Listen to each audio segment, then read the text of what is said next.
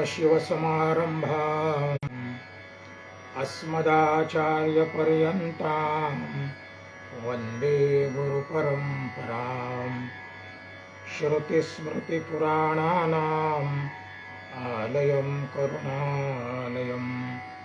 नमामि भगवत्पादं शङ्करं लोकशङ्करम्।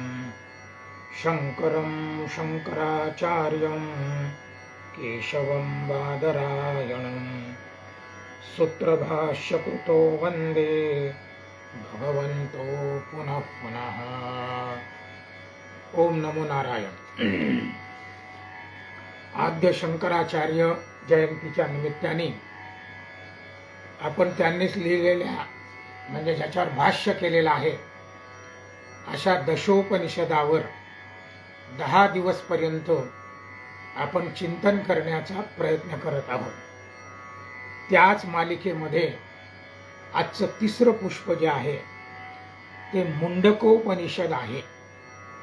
पहिल्या दिवशी आपण मी कोण याची जाणीव केली, दुसऱ्या दिवशी परब्रह्म परमात्मा तो कोण आहे त्याची ओळख आपण केली, आणि आज आपण मुंडकोपनिषदामध्ये त्या परब्रह्माचं स्वरूप आणि त्या संदर्भामध्ये जी चर्चा आहे ती या ठिकाणी करणार आहोत। मुंडकोपनिषद हा अथर्ववेदीय उपनिषद आहे, म्हणजे अथर्ववेदाच्या अंतर्गत। अथर्ववेदाच्या अंतर्गत तसे 3 उपनिषद आहेत, मुख्य उपनिषद। त्याच्यामध्ये मुंडक उपनिषद आहे, मांडुक्य उपनिषद आहे आणि प्रश्नोपनिषद आहे। अत्यंत सुंदर तिन्ही पण। आज आपल्याला मुंडकोपनिषदाचा विचार या ठिकाणी करायचा आहे।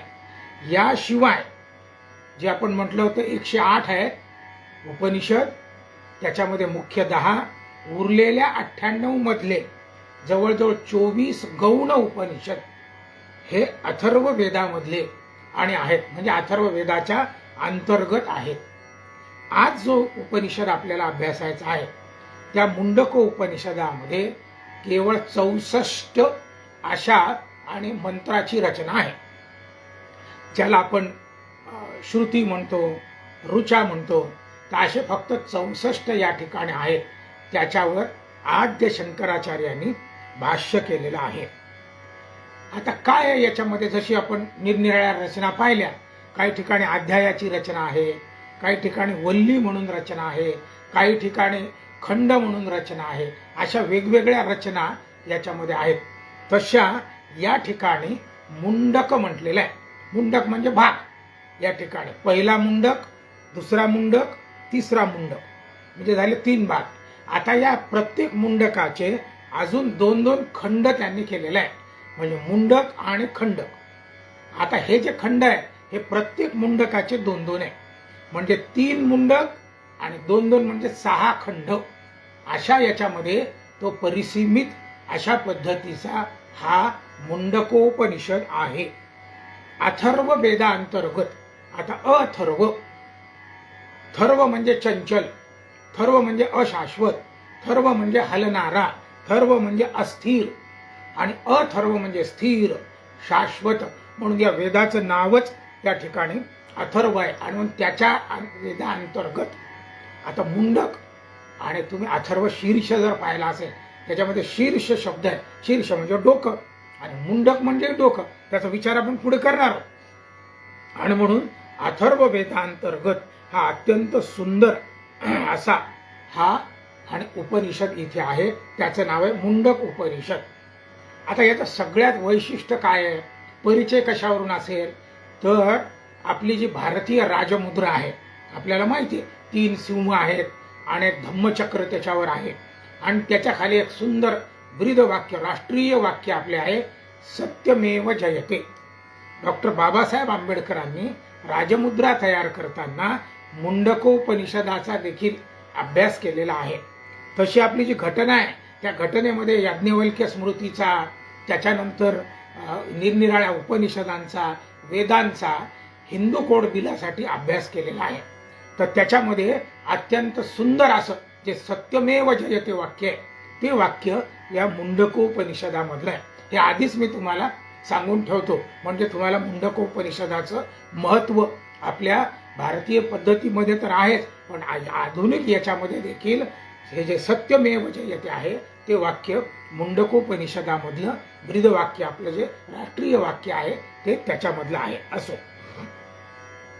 आता याचं नाव मुंडक उपनिषद का पडलं? जसं आपण पहिल्यांदा पाहिलं कठोपनिषद का पडलं, केनोपनिषद का पडलं, तसं मुंडकाचा देखील आपल्याला विचार करावा लागणार आहे. आणि म्हणून मुंडकोपनिषद नाव का पडलं याचे 2-3 प्रघात आहेत, आणि मी तिन्ही प्रघात तुम्हाला सांगतो. काही जण हे मानतात, काही जण ते मानतात, काही जण ते मानतात. आपण सर्वजण सगळ्या याचा अभ्यास करू, म्हणजे मग मुंडक उपनिषद का म्हणतात, ज्याला जे पटेल त्याने ते घ्यायचं. मग आणि तिन्ही पटण्यालायकच आहे. आता मुंडक म्हणजे आपल्याला सगळ्यांना माहिती आहे, मुंडक म्हणजे डोके. आणि डोके काय, आपल्या शरीरामधला सर्वोत्तम अवयव आहे, म्हणजे उत्तमांग त्याला म्हणतात. तिथे पंच ज्ञानेंद्रियापैकी जवळजवळ 4 ज्ञानेंद्रिय तर तिथंच बसलेले आहेत. त्याच्याशी बुद्धी आहे, त्याच्याशिवाय डोळे, कान, तोंड, नाक हे 4 आहेत. म्हणजे हे सगळे सुंदर अवयव आणि आपली जी सगळी ज्याला म्हणतात चेतना क्षमता आहे ही देखील इथेच आहे. आणि म्हणून मुंडक हे उत्तमांग आहे. आणि या उत्तमांगामध्ये बुद्धी नावाचा घटक आहे. आणि हा अत्यंत सुंदर घटक, जो विचार करण्याला भाग पाडणारा किंवा विचार करण्यासाठी उपयुक्त असा एकमेव अवयव जर कोणता असेल तो बुद्धी आहे. आपल्याला आहार निद्रा भयमैथुनंच सामान्यम एतत् पशुभिर निरानाम, परंतु त्याच्या पुढे म्हटलं बुद्धी ही तेषाम, महाभारत, बुद्धी ही तेषाम अधिको विशेषो. आपल्याला मानवाला बुद्धी ही दिलेली आहे, ती विचार करण्यालायक आहे. पण आता भगवंताने विचार केला, या बुद्धीला विषय लागतात. तुम्ही पहा, चुपचाप बसत झोपेत देखील बुद्धी विचार करते. आपली स्वप्न वगैरे सगळं ते बुद्धीचाच खेळ आहे सगळा. आणि या बुद्धीला कायम विषय लागतात. आणि विषय आपण ऐहिक सुखाकडेच बुद्धी आपली विचार करत राहते. तुकाराम महाराजांनी एक सुंदर अभंग लिहिला, प्रसिद्ध आहे, सगळ्यांना माहिती आहे. भक्त ऐसे जाणा जे देही उदास, गेले आशापाश निवारोनी, विषय तो त्यांचा झाला नारायण, नावडे जन धन माता पिता. आता पूर्ण अभंग सांगत नाही. तर त्याच्यामध्ये त्यांनी म्हटलं विषय तो त्यांचा झाला नारायण. जगद्गुरु आहेत तुकाराम महाराज, केवढा अधिकार आहे. त्यांनी विचार केला की बुद्धी कशी आहे, तिला विषय लागतो. आणि ती कुठे विषयाकडे कुठे पळते, ऐहिक सुखाकडे, भोगाकडे ती बुद्धी आपल्याला वळवत राहते. मग तुकाराम महाराजांनी सांगितलं, या बुद्धीला विषय जर लागतच असेल तर तिचा विषय संपून टाकायचा. आपल्याला विषय संपवायचा म्हणजे काय करायचं, विषय तो त्यांचा झाला नारायण, म्हणजे त्या बुद्धीचा विषयच नारायण करायचा. मग आता तो नारायण विषय झाल्यावर ऐहिक सुख डोक्यात राहतील का? बरं, तो किती नारायण करायचा?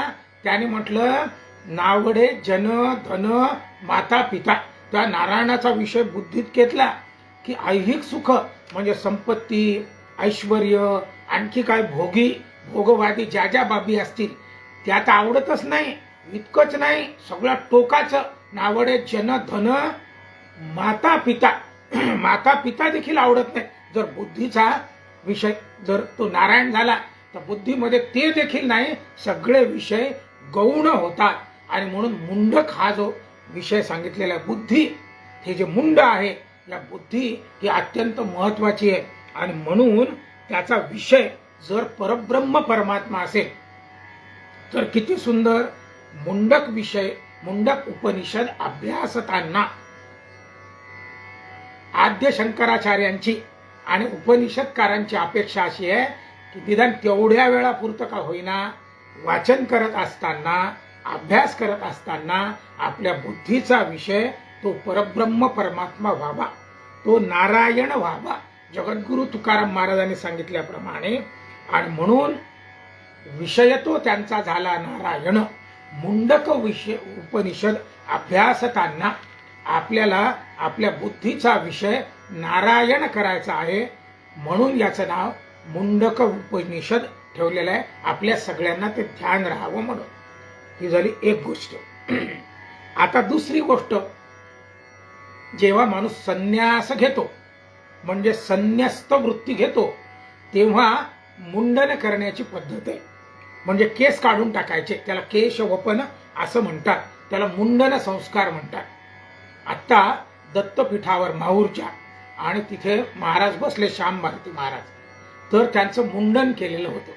म्हणजे संन्यस्त वृत्तीने त्या ठिकाणी तुम्हाला बसायचं आहे.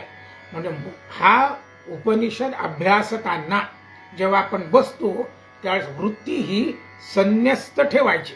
म्हणजे संन्यस्त म्हणजे उठोरी वाटेची लागा वगैरे नाही, घरदार सोडायचं नाही, तेवढा पुरतं का अभ्यासताना वैराग्य वृत्ती ठेवायची. मग ती हळूहळू आपण आत्मसात करू. पण वाचन असताना तरी आपल्यासाठी, सामान्य लोकांसाठी संन्यस्त वृत्ती, वैराग्य वृत्ती ठेवायची. म्हणून या उपनिषदाचं नाव संन्यास उपनिषद असं देखील म्हटलेलं आहे. आता हा संन्यास उपनिषद का ठेवलं याचं नाव? कारण संन्यस्त वृत्तीने आपल्याला त्या ठिकाणी करायचं आहे. आता त्या काळामध्ये जेव्हा हा उपनिषद अभ्यासायचे तेव्हा मुंडन करण्याची देखील पद्धत होती. याच्यामध्ये तसे उल्लेख आहे, ते आपण पुढे पाहू आपण. तर ते मुंडन उपनिषद. आता मुंडन का करायचं? तर हा जो केस आहे, हे केस हे भोगाचं साधन आहे. लोक वाढवतात, त्याच्याहून सौंदर्य दिसते, उपभोग्य असे केस आहे. आणि म्हणून त्या काळामध्ये केश वपन करण्याची पद्धत होती अभ्यास करताना.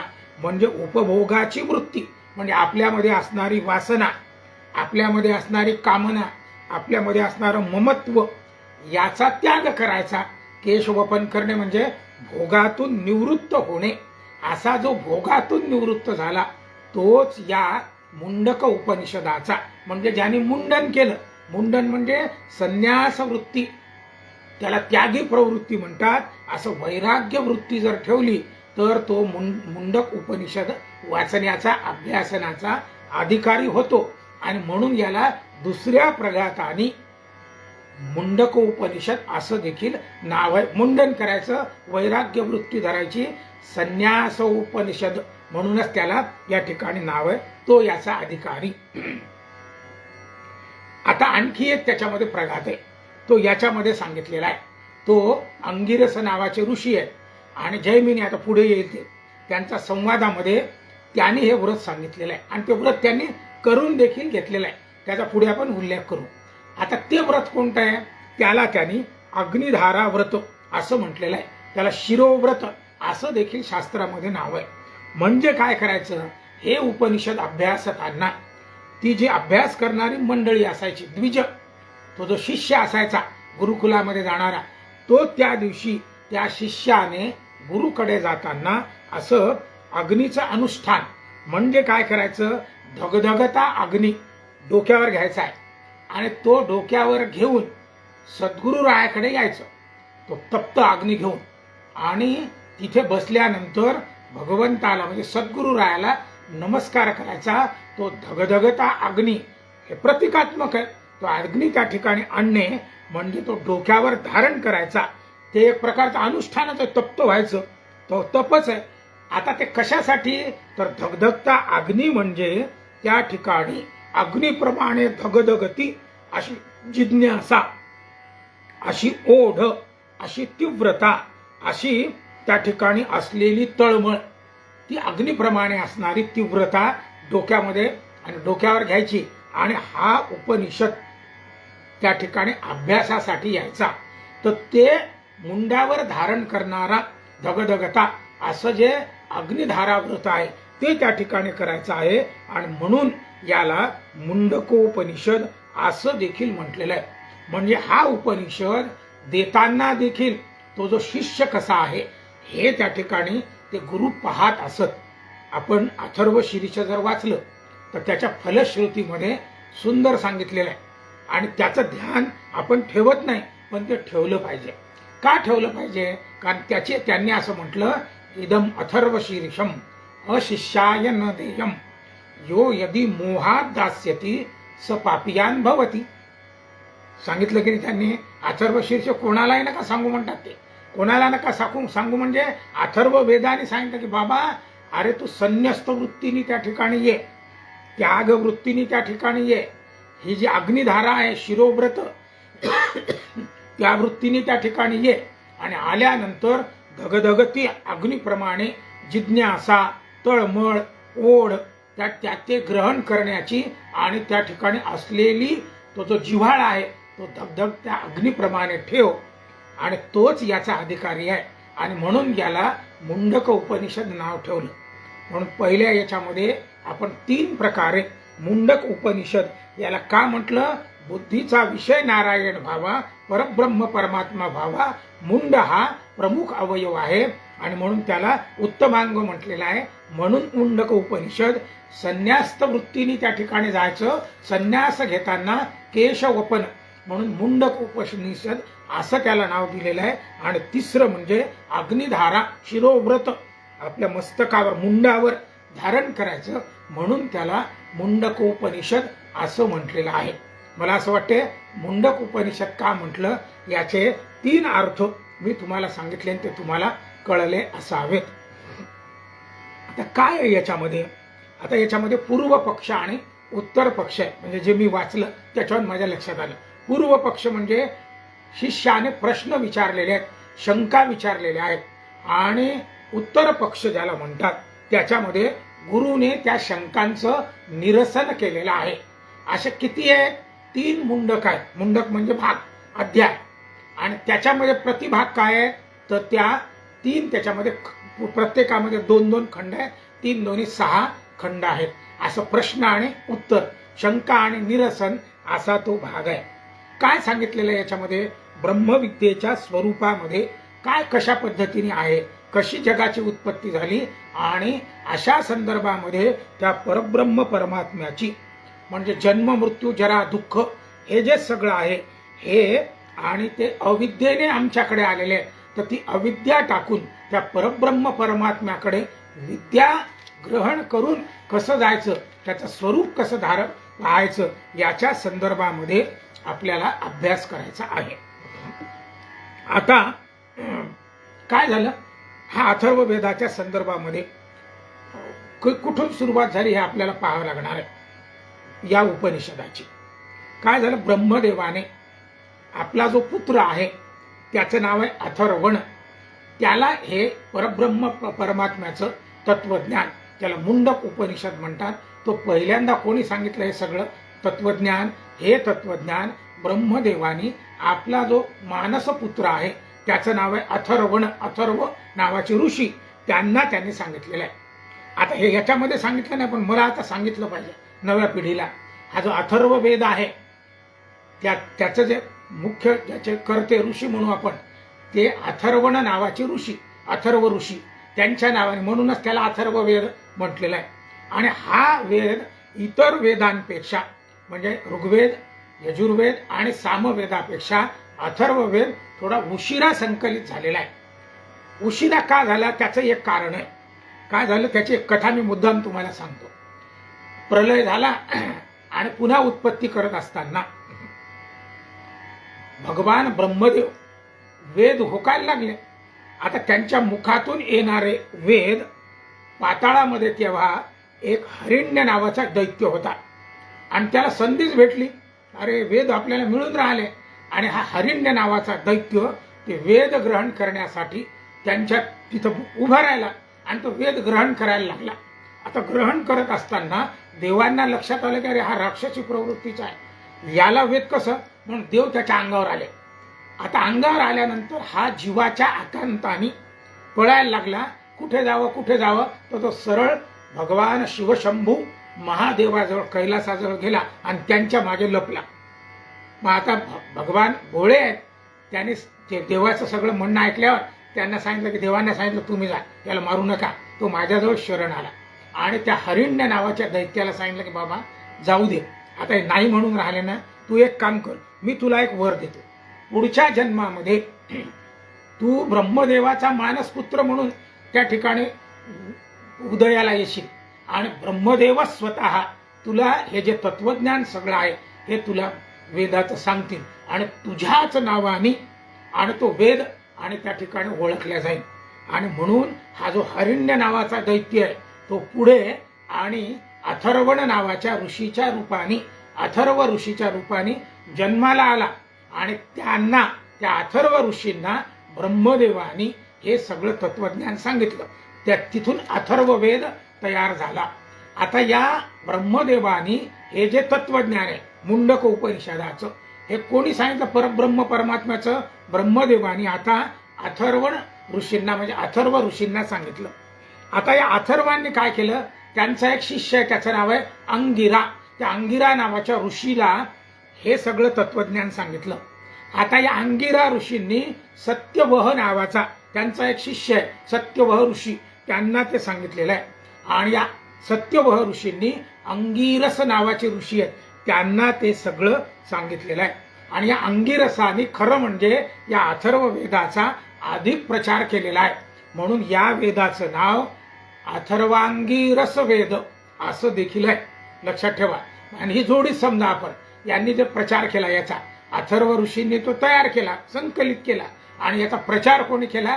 अंगिरस ऋषींनी. म्हणून अथर्व वेदाचं एक नाव अथर्वांगिरस वेद असं देखील आहे. याच्यामध्ये औषधी शास्त्र आहे, म्हणून या वेदाला भैषज्य शास्त्र म्हणतात. याला मंत्र आहे मुंडक उपनिषदामध्ये, म्हणून याला मंत्रोपनिषद असं देखील म्हणतात. तर आता काय झालं? हे जे सगळं तत्वज्ञान आहे परब्रह्म परमात्म्याचं कुठून आलं? ब्रह्मदेवापासून ते आता अंगिरस नावाच्या ऋषींच्या जवळ आलं. आता या अंगिरस नावाच्या ऋषींच्या जवळ एक जैमिनी आणि सगळी मंडळी होती. त्याच्यामध्ये शौनक नावाचे ऋषी आणि ते त्या ठिकाणी आलेले आहेत. कोण आहेत शौनक? शुनक नावाच्या ऋषींचे ते पुत्र आहेत.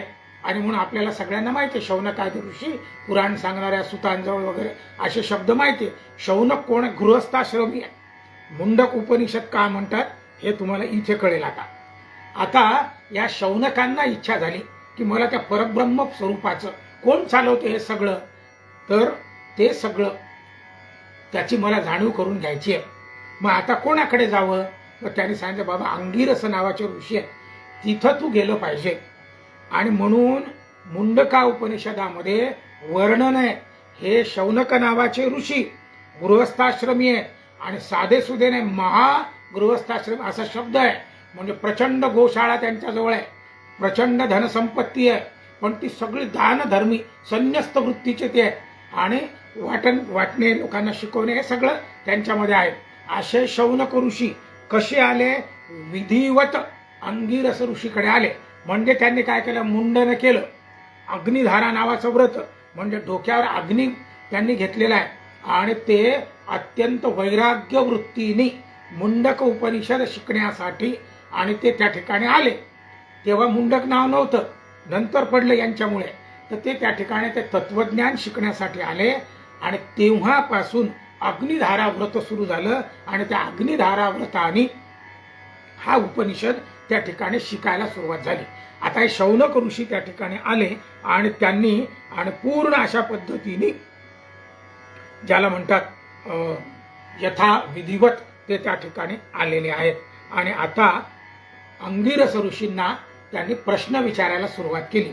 आता ही प्रश्नोत्तरी कोणाकोणाची आहे? मुंडक उपनिषद म्हणजे शौनकांनी विचारलेले प्रश्न आणि अंगिरस महर्षींनी दिलेली त्याची उत्तरं असा तो आणि शंका आणि निरसनाचा असा हा मुंडक उपनिषद आहे.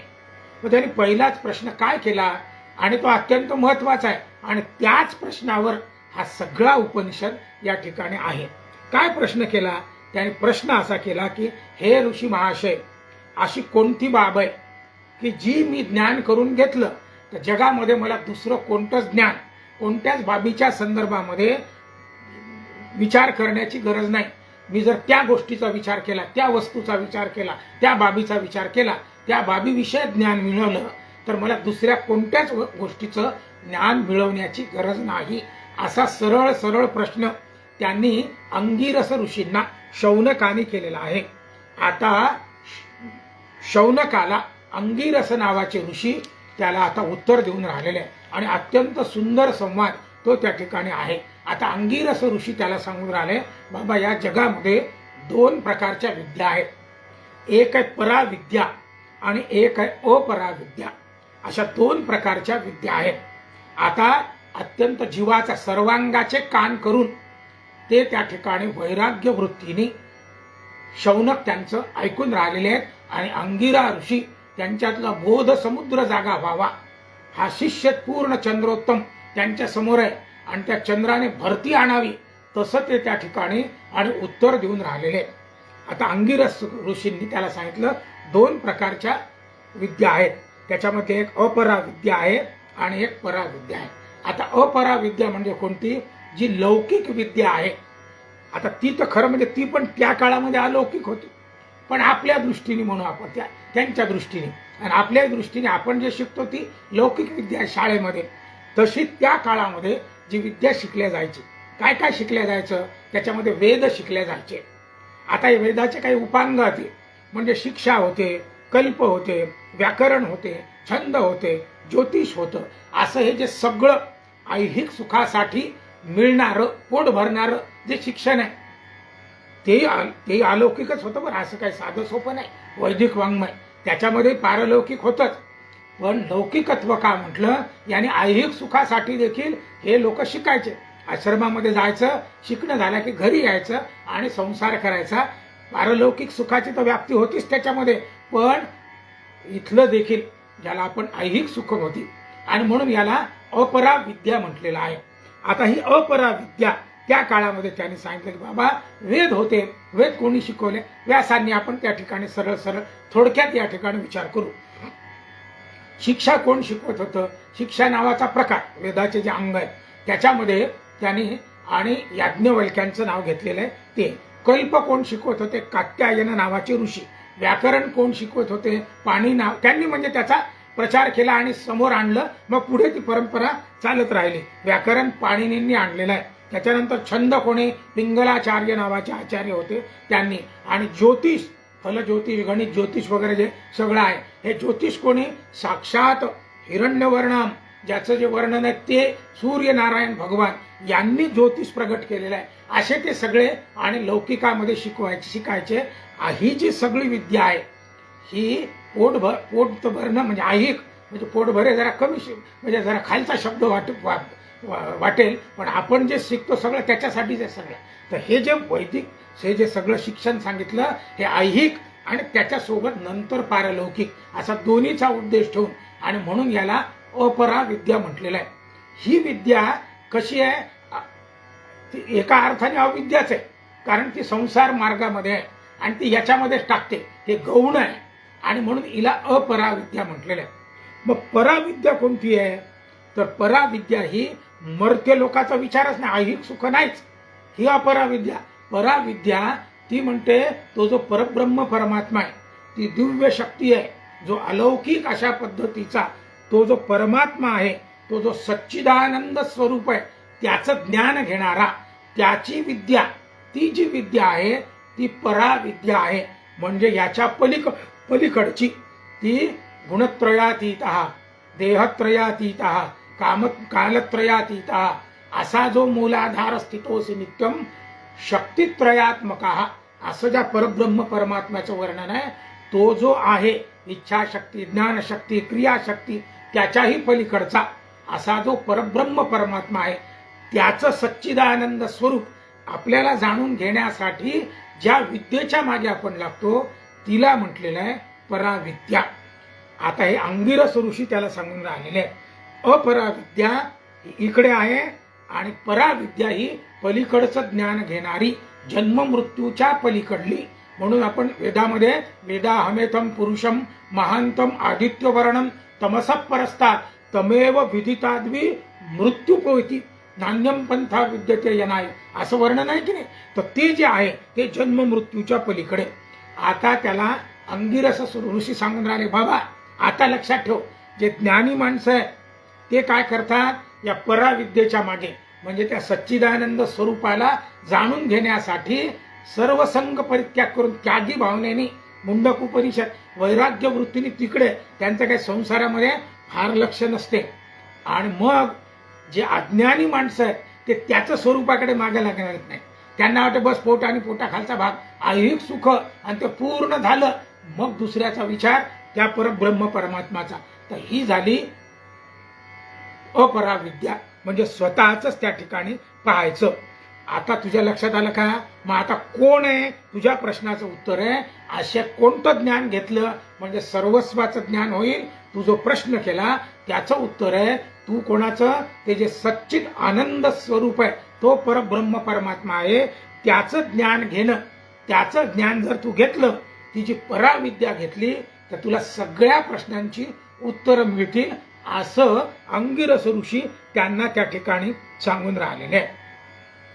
मग आता त्याने म्हटलं का त्याचं ज्ञान घ्यायचं. त्याने काय केलेलं आहे? त्याने सांगितलं बाबा हे सगळं विश्वस्त त्यांनी निर्माण केलेलं आहे म्हणून तर तो परब्रह्म परमात्मा आहे. मग आता ते म्हटले आता निर्माण होते नष्ट होते हे कसं काय आहे? तेव्हा तिथे उदाहरण अंगिरस ऋषींनी या मुंडक उपनिषदामध्ये दिलेलं आहे. तो कोळी नावाचा पक्षी, एक किडा असतो. तो काय करतो? आपल्या तोंडातून लाळ सोडतो आणि आपलं एक जाळं निर्माण करतो विश्व. आणि त्याला जर कोणा लक्षात आलं धोका आहे, कोणीतरी त्याला हे करते, तर तो जाळं पुन्हा गिळून टाकतो. तो किती मोठा असो, म्हणजे तोच निर्माण करतो आणि तोच गिळून टाकतो. परब्रह्म परमात्मा या कोळ्यासारखा मुंडक उपनिषदामधलं हे उदाहरण आहे. आणि त्याने सांगितलं बाबा हे कोळी अशा पद्धतीचा त्या ठिकाणी आहे. मग आता कोळ्याचं उदाहरण जसं दिलं तसं तो परब्रह्म परमात्मा तोच विश्वव्यापक रूपाने नटलेला आहे, तोच निर्माण करतो. आणि जेव्हा त्याला वाटते की अरे आता हे टाकून टाकावं लागते, प्रलयातून पुन्हा तो गिळून टाकतो, नष्ट करतो. एकाकी न रमे. परब्रह्म परमात्मा कसा होता? एकटाच होता. आणि तो कसा होता? ओंकार स्वरूपामध्ये त्याला अक्षर ब्रह्म म्हटलेलं आहे. तो एकटाच होता. एकाकी न रमे मनोनी निर्मिली 14 भुवने. त्याने ही जी सगळी भुवनं निर्माण केली, हा जो सगळा पसारा निर्माण केला तो त्याने निर्माण केला. तो जेव्हा वाटेल तेव्हा गिळून टाकू शकतो आणि तेव्हा ज्याला वाटेल तेवढा तो विस्तारित करू शकतो. आता त्याने म्हटलं का हो, आता या विश्वनिर्मितीचं हे जे सगळं स्वरूप आहे हे मला सांगा ना. आता अंगिरस ऋषी मुंडकोपनिषदामध्ये त्याला आता विश्वनिर्मितीचा क्रम सांगून राहिलेले आहे. त्यांनी सांगितलं बाबा हे जे परब्रह्म परमात्मा आहे हे अक्षर ब्रह्म म्हणजे निर्गुण निराकार अशा पद्धतीने निराकार वस्तू कैसी आकार आली हे ते त्या ठिकाणी सांगून राहिलेले.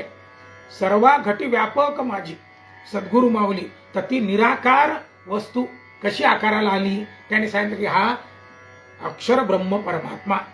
त्याला असं वाटलं उत्पन्न करावं म्हणून त्यांनी पहिल्यांदा अन्न निर्माण केलं. मी एकेकाचा अर्थ सांगतो तुम्हाला पुढे, म्हणजे तुम्हाला जर अन्न म्हटलं की लागली जेवण, त्याचे मोठा अर्थ आहेत त्याचे आपण पुढे पाहू. पण पटपट तुम्हाला काय काय निर्माण केलं ते सांगतो. त्याने सुरुवातीला अन्न निर्माण केलं, अन्नानंतर प्राण निर्माण केला, प्राणानंतर मन निर्माण केलं, मनानंतर सत्य निर्माण केलं, सत्यानंतर लोक निर्माण केले, लोकानंतर कर्म निर्माण केले, कर्मानंतर फळ निर्माण केलं. अरे बापरे, आपल्याला वाटेल साधा नाही, याचा प्रचंड अर्थ मुंडक उपनिषदाने दिलेला आहे. आता हा जो परब्रह्म परमात्मा आहे याने ब्रह्म अक्षर ब्रह्म जे आहे याने काय निर्माण केलं? पहिल्यांदा त्याने सांगितलं अन्न निर्माण केलं. अन्न म्हणजे स्थूल अन्न नाही खाण्याचं, ते तर आहेच त्याच्यामध्ये, परंतु अन्न म्हणजे काय निर्माण केलं तर त्या विराट पुरुषाने पहिल्यांदा स्वतः विराट पुरुषत्व धारण केलं ब्रह्म. आणि त्या विराट पुरुषत्वाने आता अन्न निर्माण केलं, म्हणजे केवळ स्थूल अन्न नाही, त्याला अव्याकृत असा शब्द आहे, अव्याकृत विश्व त्याने निर्माण केलं, म्हणजे स्वतः विराट पुरुष झालेला आहे. आता तो विराट पुरुष नंतर त्याने प्राण उत्पन्न केला. प्राण म्हणजे हिरण्यगर्भ, सूर्याच्या ऊर्जेसारखं असं सगळं प्रचंड अनंत कोटी अशा पद्धतीचं हिरण्यगर्भ त्याने निर्माण केलं. त्या हिरण्यगर्भातून आता त्याने मन निर्माण केलं. हे जे अंतर्मन आहे ते आहे मन, पण विश्वाचं जे प्रचंड मन आहे त्याच्यामध्ये आपल्याला माहिती मन, बुद्धी, अहंकार आणि चित्त, त्याला अंतःकरण चतुष्टय हे सगळं विश्वामध्ये त्यांनी निर्माण केलं. अंतःकरण चतुष्टय ते निर्माण केल्यानंतर सत्य म्हणजे पंचमहाभूत त्यांनी निर्माण केले. आपल्याला सगळ्यांना माहिती आहे पंचमहाभूत, त्याच्यावर वेळ गमवायचा नाही, कारण आता पुढे हे 6:50 झाले. आपल्याला मी म्हटलं होतं 40च मिनिट बोलील, तर आता हे अर्ध्या तासाच्या वर चाललं, आणखीन एक 5-10 मिनिट आपल्याजवळ आहे. तर ते त्या ठिकाणी त्याने पंचमहाभूत निर्माण केले. त्यानंतर लोक निर्माण केले. लोक म्हणजे काय? सप्तलोक त्यांनी निर्माण केले. आणि त्याच्यानंतर निरनिराळे जे शरीर आहे ते त्यांनी सप्तलोकामध्ये निर्माण केले. त्याच्यानंतर कर्म निर्माण केले. कर्म म्हणजे जगण्याची साधनं निर्माण केली. काय कर्म मी केले पाहिजे, सत्कर्म वगैरे हे सगळं आपल्या सगळ्यांना माहिती आहे. असे सगळे कर्म, कुकर्मही आले त्याच्यामध्ये, ते सगळे त्यांनी निर्माण केले. आणि नंतर एक फल निर्माण केले. फल म्हणजे कर्मानुरूप फळ. म्हणजे आयुष्यभर तुम्ही कोणते कर्म करता तशी फल तो परब्रह्म परमात्मा आपल्या सगळ्यांना देतो. बुद्धी पण देतो, पण मागितली पाहिजे, मागितल्याशिवाय नाही. तर ती फल त्याने त्या ठिकाणी दिली. मग आता त्याने म्हटलं कर्माला अनुसरून जर ती त्या ठिकाणी केली तर काय होते? आता अंगिरस ऋषी म्हटले हे विश्व निर्माण केल्यानंतर आपल्या सगळ्यांना त्यांनी सांगितलं कर्मानुरूप तू त्या ठिकाणी अनुसरण कर आणि यथा कर्म तुला मी फळ देतो. आता फळ काय मिळते? फळ काय मागितलं पाहिजे? मागतात लोक काय लागले, आपण फलश्रुतीमध्ये देखील सगळ्या याच्यामध्ये अपुत्राला पुत्र होतील, आणखी काय असेच आपण सगळं करतो की लागली जो मोदक सहस्त्रेण यजती स वांछित फलम वाप्नोती, जो लाजैर यजती स यशोवान भवती, असे सगळे आपण फळं तिथं तसंच मागतो. तशी फळं नाही. त्याने सांगितलं बाबा हे कशाला मागतं? त्याला सगळं समजते, काहीच मागू नको, फक्त अगदी निरातिशय भावानी त्याच्यावर आणि समर्पित भावानी शरणागत हो, तेच फळ आहे. ते फळ काय देतात? मोक्ष देतील. आणि ते मोक्ष मागणे हेच खरं म्हणजे आपलं सगळ्यांचं कर्तव्य आहे. ते आपण मागत नाही. पण जाऊ दे, आता जे मागतात पण परमेश्वराची साधना करा, स्वतःसाठी मागितलं तरी चालते. पण मुंडक उपनिषद म्हणते तसं करू नका, तुम्ही काहीच मागू नका. तर तो फलप्राप्ती कोणती देणार आहे? तुम्हा कर्मानुरूप तुम्हाला ते मिळेल.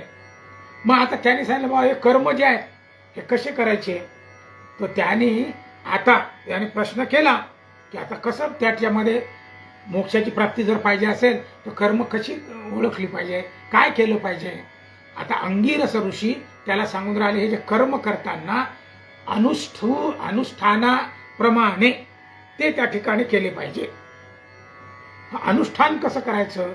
आता इथे मुंडक उपनिषदाने एक महत्वाची गोष्ट सांगितलेली आहे. आणि दुसरी आहे, मी त्याच्यामध्ये पाहिलं की हे पण त्याच्यामध्ये आहे. काय सांगितलं त्याने? अग्निहोत्र सांगितलेलं आहे. या मुंडक उपनिषदाने अंगिरस ऋषींनी आता शौनकांना अग्निहोत्राचं व्रत तिथे करायचं आहे. त्यांनी सांगितलं अग्निहोत्र तू कर. आता अग्निहोत्र म्हणजे कशा पद्धतीने कसं करायचं, त्याचे नियम काय, अग्नीला कसं टिकवून ठेवायचं, हे सोबतच आपलं जीवन देखील एक अग्निहोत्र आहे. आणि त्या धगधगत्या अग्नीला कसं तेवत ठेवायचं आणि कसं व्रतस्थ राहायचं हे आणि अंगिरस ऋषींनी आणि ओरिजिनल अग्निहोत्र जे अग्निहोत्री आहेत की नाही त्यांचं ते देखील या ठिकाणी त्यांनी सांगितलेलं आहे. त्यांनी सांगितलं अग्नीला ज्या जिव्हा आहेत या 7 प्रकारच्या जिव्हा अग्नीला आहे. तुम्ही जर ते अग्नीचं हे पाहिलं त्या फडफडत जे येतात त्या ज्या जिव्हा आहेत त्याची जिव्हाची नावं त्यांनी सांगितलेली आहेत. त्या अग्निजिव्हा कोण कोण आहेत त्याची नावं मुंडक उपनिषदाने सांगितली. एक आहे काली, दुसरी आहे कराली, मनोजवा, सुलोहिता, धूम्रवर्णा, स्फुल्लिंगिनी आणि विश्वरुची, अशा 7 प्रकारच्या रुचा आहेत. आता या त्या जिव्हा आहेत आणि या 7 जिव्हांना त्यांच्या इच्छेप्रमाणे नियमाप्रमाणे आणि इष्ट अशा पद्धतीच्या आणि आहुती आपल्याला द्यायच्या आहेत. आणि म्हणून त्या 7 जिव्हांना अनुरूप योग्य वेळी योग्य ठिकाणी आणि योग्य अशा ते अग्निहोत्र योग्य वेळी करावं लागते. त्याचे नियम आहेत खूप. आणि आपल्या इकडे बहुतेक तर नाहीच आहेत असं समजा, फार कमी लोकांजवळ ते अग्निहोत्र असावं. तर ते त्यांनी सांगितलं योग्य वेळी आणि योग्य आहुती आणि योग्य ठिकाणी त्याला द्यायची आहे. आणि हे सगळं करत असताना ह्या ज्या सगळ्या आहुती आहेत ह्या कशा द्यायच्या आहेत? त्यांनी सांगितलं मोक्ष जर पाहिजे असेल तर निर्मोही, काहीच त्या ठिकाणी आपल्याला अपेक्षा रहित अशी जी करशील तर ते जे करशील ती पराविद्या आहे. आणि काही मागशील काहीतरी हेतूनी त्या ठिकाणी जर करत असशील तर ती अपराविद्या आहे, ते तुझं अज्ञान आहे. आणि मग अज्ञान हे संसाराकडे नेते आणि संसाराकडे नेल्यानंतर ती झाली अविद्या आणि ती त्याच्यामध्येच आपल्या सगळ्यांना रत करते, म्हणजे मोक्षापासून दूर नेते. म्हणून ती जी मी तुला सुरुवातीला अपराविद्या सांगितली, तिच्यापासून दूर जाऊन पराविद्येकडे आपल्याला जायचं आहे हे त्या ठिकाणी सांगतात. आणखी काय सांगितलं, जर तुला तिकडे जायचं आहे पराविद्येकडे, दुसरं अग्निहोत्र सांगितलं एक, आणखी सांगितलं शरणागत दीनार्थ परित्राण परायणे. तू काय कर, शरणागती पत्कर. हा जो शरणागत भाव आहे, निरनिराळे प्रकार सांगितलेले पहा, अनुकूलस्य संकल्प, प्रतिकूलस्य वर्जनम, आणि त्याच्यामध्ये शरणागती सांगितलेली आहे. वेगवेगळ्या शरणागती आहेत, तो आपला विषय नाही आजचा. तर ती शरणागती त्या ठिकाणी कर. चित्त प्रशांत ठेव त्याच्याकडे जाताना. त्यानंतर सत्य स्वरूपाचे ज्ञान मिळवण्यासाठी ओढ त्या ठिकाणी तू कर, धडपड कर. ते अक्षर स्वरूप मला पाहायचंय, त्याच्यासाठी तळमळ कर. संसारासाठी तळमळ नाही. सगळी आराधना करायची आणि संसाराच्या गोष्टी मागायच्या असं न करता त्या परब्रह्म स्वरूपाचं आणि मला आणि जाणीव झाली पाहिजे अशी मागणी त्याच्या कर आणि अज्ञान नष्ट कर. तर ज्ञानी माणसं तिकडे धडपडतात, ती पराविद्या आहे, आणि अज्ञानी माणसं इकडे जातात. आणि म्हणून त्यांनी सांगितलं की जे शाश्वत सत्य आहे ते सत्य सर्वत्र व्याप्त, ये जना पर्युपासते तेषाम नित्याभियुक्तानाम योगक्षेमम वहाम्यम. अरे तुझा योगक्षेम तो सांभाळणार ना. अरे त्याने शब्द दिला ना, माझी या भक्ता काही संसाराची चिंता, राजयाची कांता कोरांना मागे. अरे आपण कोण आहोत, त्याचे भक्त. म्हणून आपण सर्वजण त्या सत्याकडे राहायचंय. आपल्याला माहिती आहे, ज्या ज्या ठिकाणी मनजाय माझे त्या त्या ठिकाणी निजरूप तुझे मी ठेवितो मस्तक, ज्या ठिकाणी तेथे तुझे सद्गुरु पाय दोन्ही. अरे पाया पडू गेले तो पाऊलची न दिसे, समोर की पाठीमोरा न दिसे, उभाची स्वयंभू असे. त्याचं वर्णन ज्ञानेश्वरांनी जे केलं ते कसं आहे, तो सर्वत्र व्याप्त आहे. आणि म्हणून त्या सत्याच्या मागे मला लागायचं आहे, आणि तोच सर्व आहे, तोच परब्रह्म परमात्मा. मग यांनी म्हटलं तोच म्हणजे तोच परब्रह्म परमात्मा. आता तो कसा आहे त्याचं वर्णन याच्यामध्ये केलेलं आहे. त्याचा अग्नी हे त्याचं मस्तक आहे, चंद्र सूर्य हे त्याचे डोळे आहे, तो किती परमात्मा व्याप्त आहे ते सांगून राहिलेले आहे. वेद ही त्याची वाणी आहे, वायू त्याचे प्राण आहेत, दिशा त्याचे कान आहेत, पृथ्वी त्याचे पाय आहेत, आणि हृदय म्हणजे त्याचं विश्व म्हणजे त्याचं हृदय आहे. आणि असा तो परब्रह्म परमात्मा एवढा व्याप्त आहे, आणि त्याचं स्वरूप त्यांनी त्या ठिकाणी छोट्यामध्ये समजावून सांगितलेलं आहे. एवढा व्याप्त असणारा हे त्याचं सगळं, एक एक अवयव कोणते ते त्यांनी सांगितलेलं आहे. बरं आणखी पुढे सांगितलं, आपला सगळा उदरनिर्वाह करण्यासाठी पर्जन्य त्यांनी निर्माण केलेलं आहे, वनस्पती त्यांनी निर्माण केलेले आहे, अन्नधान्य त्यांनी निर्माण केले, 7 समुद्र, 7 नद्या, 7 पाताळ, 7 रस, 7 स्वर, हे जे सगळं आहे हे त्यांनी निर्माण केलेलं आहे असं ते त्या ठिकाणी सांगून राहिलेलं आहे. ज्ञानी माणसं हे जाणतात आणि त्याच्या मागे लागतात. अज्ञानी माणसांना माहित नाही, त्यांना वाटतं मीच निर्माण करून राहिलो. आणि म्हणून अज्ञानी माणसं तशा पद्धतीने मार्गक्रमण करतात. तू ज्ञानी बन. आणि मग हे ज्ञानी करत असताना त्याने एक उदाहरण या उपनिषदानी, मुंडक उपनिषदानी दिलेलं आहे. एक झाड आहे सांगितलं, आणि या झाडावर 2 पक्षी आहेत. आता ते 2 पक्षी म्हणजे जीव आणि परमात्मा, म्हणजे परमजीव, आत्मा आणि परमात्मा. तर तो जो जीव आहे, एक जीव नावाचा पक्षी, तो काय करतो, त्या झाडावरचे फळच मला मिळावे म्हणून त्या फळांच्या मागे तो लागतो. तो झाला जीवात्मा, म्हणजे तो संसारात गुंततो. दुसराही तिथे आहे, तो काय फळाच्या मागे लागत नाही, फळ नको. आता तो जो आहे तो पराविद्येच्या मागे लागतो. दुसरा जो खाणारा आहे तो अपराविद्या, अज्ञानी. आणि हा जो ज्ञानी आहे त्या वृक्षावरची फळं तो खात नाही, आसक्ती त्याच्यावर ठेवत नाही. तो परब्रह्म परमात्मा, तो सत्य ज्ञानानंद आहे, तो त्या ठिकाणी घेण्याचा प्रयत्न करतो, सत्याचा शोध घेण्याचा प्रयत्न करतो. तो दुसरा पक्षी, तो जो सत्य शोधणारा जो आहे त्याला परमात्माकडे ओढ असणारा परमात्म तत्व. आणि म्हणून 2 प्रकारचे पक्षी आपल्यामध्ये आहेत. तर ती अपराविद्या मला मिळाली पाहिजे, हे अपराविद्या मी त्यागली पाहिजे आणि पराविद्येकडे मी गेलं पाहिजे असं त्यांनी सांगितलं. ते जे सत्य आहे त्याचाच विजय प्रत्येक वेळा होतो त्याच्या मागे तू लागलं पाहिजे. म्हणून प्रसिद्ध वाक्य या ठिकाणी आहे, सत्यमेव जयती नानृतम सत्येन पंथा. म्हणजे काय, सत्यमेव जयते, सत्याचाच विजय त्या ठिकाणी होत असतो. आणि म्हणून तू ते ध्येय ठेव. जसं नदी आहे, नदी काय करते, नदी जोपर्यंत जाते सगळ्यांना सुजलाम सुफलाम करत जाते, पण तिचं ध्येय काय, समुद्रात मिळायचं. आता समुद्रात मिळाल्यानंतर ही नदी स्वतःचं अस्तित्व विसरते की नाही. मी गंगा आहे, मी यमुना आहे, मला इतके लोक पूजतात, ते सगळं अस्तित्व त्याच्यामध्ये समुद्रामध्ये स्वाहा करते आणि त्याच्यातच विलीन करते. आयुष्यभर तुला सत्कर्म करत करत चालायचं आहे. सत्कर्म योगे वय घालवावे, ते सगळं करत असताना अंती कुठे मिळायचं आहे मला, समुद्राला. आकाशात पतितम तोयम यथा गच्छति सागरम.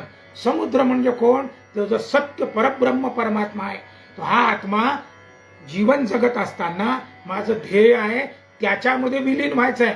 आणि नदी जशी आपलं सर्वस्व समर्पण करते, अस्तित्वाचं समर्पण करते, आता नदी नदी नाही ती समुद्र बनते, तसा आत्मा देखील आयुष्यभर पराविद्येच्या मागे सत्य मार्गाने सत्याचाच विजय होतो असं गृहीत धरून आपण सगळ्यांनी त्या सत्याच्या मार्गामध्ये जर गेले तर हा आत्मा परमात्म्यामध्ये विलीन करायचा, स्वतःचं अस्तित्व देखील त्या ठिकाणी समर्पण करायचं.